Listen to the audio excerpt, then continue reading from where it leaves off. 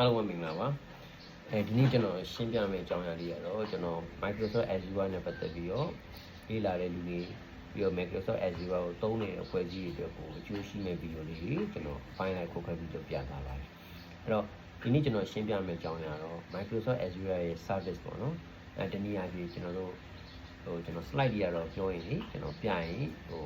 နည်းနည်းဗီဒီယိုကပို့ပြီးတော့ရှေ့သွားမှာပို့လို့ကျွန်တော် short video လေးလုပ်ပြီးတင်ပြတာပေါ့နော်ကျွန်တော်တို့ Microsoft Azure ကိုလေ့လာတဲ့အကြောင်းသားတွေကeasy 104ဆိုရင်ကျွန်တော်တို့ chapter ပေါင်းတနည်းအားဖြင့် landing pad ပေါင်း17ခုရှိတယ်17ခုမှာကျွန်တော်အခုပြောမယ့်ပိုင်းက9ဆိုတယ်ပေါ့နော် landing pad 9ချိန်မှာပါတဲ့ compute option ဆိုတဲ့အပိုင်းကိုရှင်းပြမှာဖြစ်တယ်အဲဒီ compute option ထဲမှာကျွန်တော်တို့ကသူ့မှာ slide တစ်ခုပါတယ်ပေါ့အင်မတန်မှအရေးကြီးတဲ့ slide ပါအဲ့ဒါဘာလဲဆိုရင်နံပါတ်1သိဖို့လိုတာကကျွန်တော်တို့ရဲ့ဒီ customer ပေါ့တနည်းအားဖြင့်သုံးတဲ့လူတွေက full control အပိုင်းပေါ့ CPU နဲ့ပတ်သက်တာ memory နဲ့ပတ်သက်တာ operating system နဲ့ပတ်သက်တာဒါတွေကိုကျွန်တော်တို့ full control လုပ်ချင်တယ်ဆိုကြရင်ကျွန်တော်တို့ကဘယ် compute service ကိုသုံးရလဲဆိုရင် virtual machine ဆိုတဲ့ VM ကိုသုံးရတယ်ဒါကတော့ကျွန်တော်တို့ compute service ကိုလုပ်ချင်ရပေါ့နောက်တစ်ခုကကျတော့ compute service မဟုတ်ဘဲနဲ့ကျွန်တော်တို့ကဒီ web app service ဒီ mobile app service ဒီပြီးတော့ကျွန်တော်တို့က bank app ပေါ့နော်ဒီဘက်က back end ဆိုတဲ့ service တွေတနည်းအားဖြင့်ကျွန်တော်တို့ပြန်ပြောမယ်ဆိုရင် web app ဒီ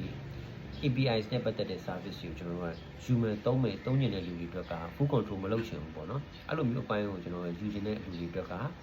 ကျွန်တော်ကဘယ် service ကိုသုံးလို့ရလဲဆိုရင် Microsoft Azure App Service ဆိုတဲ့အပိုင်းကိုကျွန်တော်တို့ကဒီမှာ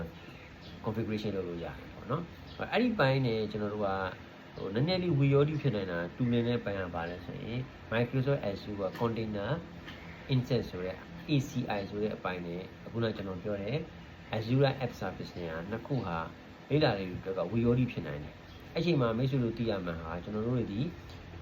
deployment type ဆိုတဲ့အပိုင်းမှာ code က container ရေကိုနှစ်ခုစလုံးကိုကျွန်တော်တို့တွဲသုံးရင် App Service ကိုသုံးရမယ်အကယ်၍ကျွန်တော်တို့က container တစ်ခုလည်းပဲတီးသန့်ပဲသုံးမယ်ဆိုရင်တော့ကျွန်တော်တို့က ACI ကိုသုံးရမယ်အဲကျွန်တော်တို့က service တစ်ခုမတူဘူး App Service နဲ့ ACI Service နဲ့ကွာခြားချက်ပေါ့ဒါလေ့လာတဲ့လူတွေကဒီနေရာမှာတေချာလေး note မှတ်ထားဖို့လိုတာက App Service မှာကျွန်တော်တို့က code ကိုသုံးလို့ရတယ်နော် code ကိုသုံးလို့ရတယ် ACI မှာ code သုံးလို့မရ container only ပဲသုံးလို့ရမယ်ဒါသူ့ရဲ့ခြားနားချက်နောက်တစ်ခုကျွန်တော်တို့ထပ်ပြီးသိဖို့လိုတာကကျွန်တော်တို့ရဲ့ ACI ဘိုင်းထဲမှာ Microsoft Azure Container App ဆိုတာကျွန်တော်တို့ကထပ်ရှိသေးတယ်အဲ့ဒီအပိုင်းကကြတော့ကျွန်တော်တို့က orchestration ဆိုတာရှိတယ် orchestration ဆိုတာဆရာကြီးဘာလဲလို့ပြောပြရင်ကျွန်တော်တို့ကခုနMicrosoft ACI ထဲမှာဒါကြတော့ container solution ကိုဖြည့်ရှင်းရင် ACI ကိုသုံး ACI ကို container solution မဟုတ်ဘဲနဲ့ကျွန်တော်တို့က simplifyဒီ container orchestration ဆိုတာကျွန်တော်တို့ကြားဖို့မှာတန်ဆုံတီးဝိုင်းပုံစံမျိုးလေသူကဒီအလုပ်တွေကိုကျွန်တော်တို့ခွဲပြီးတော့အပိုင်းလိုက်ကိုတွဲပြီးတော့သူကအဲ့မှာဟိုလုပ်တဲ့အပိုင်းပေါ့သူ့ရဲ့အနေထားကဘာကွာလဲဆိုရင် container ဆိုရင်ကျွန်တော်တို့က manual scaling မရှိဘူးဒီနေ့ရပြီး auto scaling မရအောင်orchestration ကြတော့ပါရှိတယ်ဆိုကျွန်တော်တို့အလုပ်တွေခွဲလုပ်နေတဲ့အချိန်မှာကျွန်တော်တို့လိုအပ်တဲ့အချိန်မှာ auto scaling လုပ်လို့ရတဲ့အပိုင်းကိုထပ်ပြီးတော့လုပ်လို့ရရင် orchestration လို့ခေါ်တယ်အဲ့ဒီအပိုင်းလေးကိုကျွန်တော်ဗမာပဲလုပ်လို့ရမယ်ဆိုရင် Microsoft Azure Container App ဆိုတဲ့ service ကိုသုံးပါမယ် orchestration ဆိုတဲ့ service ကပါလာလိမ့်မယ်ဒါကျွန်တော်တို့ကကွဲခြားချက်ဖြစ်တယ်နောက်ဆုံးကျွန်တော်တို့ဒီ compute option ထဲမှာပါတဲ့ဘိုင်းကဘာလဲဆိုရင် Microsoft Azure Kubernetes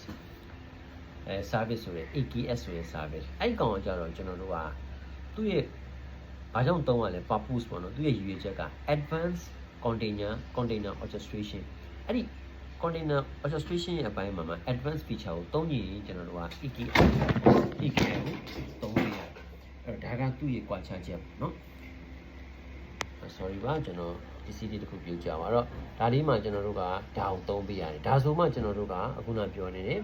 AKI ရဲ့အပိုင်းဟာပို့ပြီးတော့ပြည်မှာဖြစ်တယ်။အဲ့မိတ်ဆွေတွေကျွန်တော်တို့အဆုံးလေးကျွန်တော်ပြန်တက်လိုက်ပါမယ်။အဲ့တော့ဒီဗီဒီယိုမှာအဓိကကျွန်တော်ပြောချင်တာက compute option ထဲမှာရှိတဲ့အပိုင်းလေးတွေကိုကျွန်တော်က၅ပိုင်းခွဲပြီးပြောပြပါတာ။ပြန်ပြောမယ်ဆိုရင် VM ကြောင်းပါတယ် full control VM ကိုကျွန်တော်တို့က full control လို့မျိုးမသုံးမဲနဲ့ကျွန်တော်တို့ဒီ web app လိုမျိုး API လိုမျိုးသုံးရင်ဘာကိုသုံးရမလဲဆိုရင် Microsoft Azure App Service ကိုသုံးရမယ်နံပါတ်1ရှိပါပြီ။အဲ့ကောင်လည်းမသုံးရင်တနည်းအားဖြင့် code ကိုကျွန်တော်မလိုဘူး container တစ်ခုပဲ only သုံးနေတယ်ဆိုရင်တော့ ACI ကိုသုံးရမယ်အဲ့ထဲမှာကျွန်တော်တို့က scaling မှာ menu ပဲရမယ်ဆိုတော့သိရမယ်အဲ့ထဲမှာ orchestration ဆိုတဲ့ auto scaling ကိုကျွန်တော်တို့သုံးနေတယ်ဆိုရင်ကျွန်တော်တို့က Azure